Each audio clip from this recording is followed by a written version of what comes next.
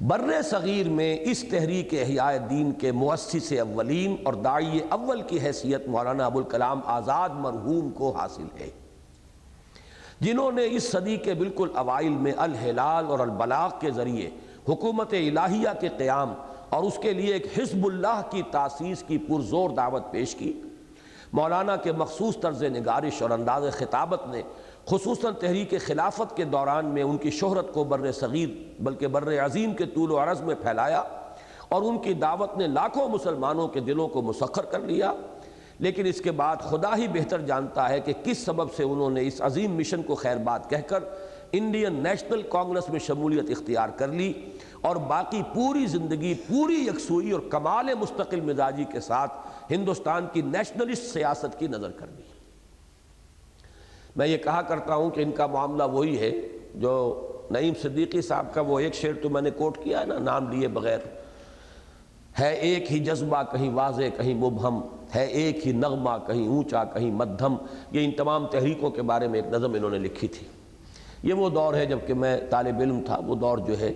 وہ تحریکی انداز میں واقعتاً یہ ہے کہ کرائمیکس تھا پاکستان میں۔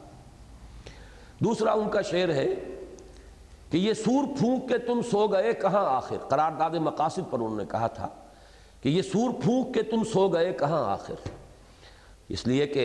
اتنا بڑا واقعہ ہوا، قرارداد مقاصد پاس ہوئی، لیکن اس کے بعد کوئی نتیجہ نہیں، کوئی آگے پیش قدمی نہیں، یا یوں کہا جا سکتا ہے اذان دے کر اور مؤذن بھی غائب۔ یہ کیفیت ہوئی ہے کہ مولانا ابوالکلام آزاد نے بڑی زوردار اذان دی ہے الہلال اور البلاغ کے ذریعے، اور حزب اللہ قائم کی ہے سن 13 میں، سن 12 میں الہلال شروع کیا، اس نے چونکا دیا،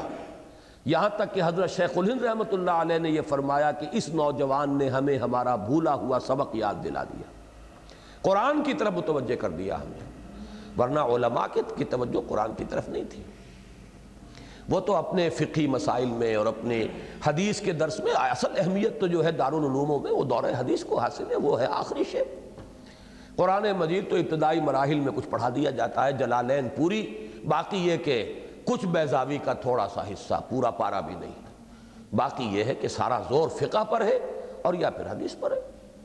تو وہ انہوں نے کہا اس نوجوان نے ہمیں ہمارا بھولا ہوا سبق یاد دلایا، اس لیے کہ آج صبح جس مضمون کا ہم نے مطالعہ کیا تھا کہ دو ہی حقیقتیں ہیں بنیادی وہ اس اسلام کی جو قرن اول میں تھا، قرآن اور جہاد، اور یہ دونوں نعرے لگائے ہیں ابوالکلام نے انتہائی زور کے ساتھ، دونوں کی طرف متوجہ کیا، پکارا ہے بڑے بلند آہنگ کے ساتھ، لوٹو قرآن کی طرف اور کھڑے ہو جاؤ جہاد کے لیے۔ تو یہ در حقیقت جو اصل مؤذن ہے اس تحریک کا اس صدی میں، کم سے کم بر عظیم پاک و ہند میں، وہ مولانا ابوالکلام آزاد ہیں۔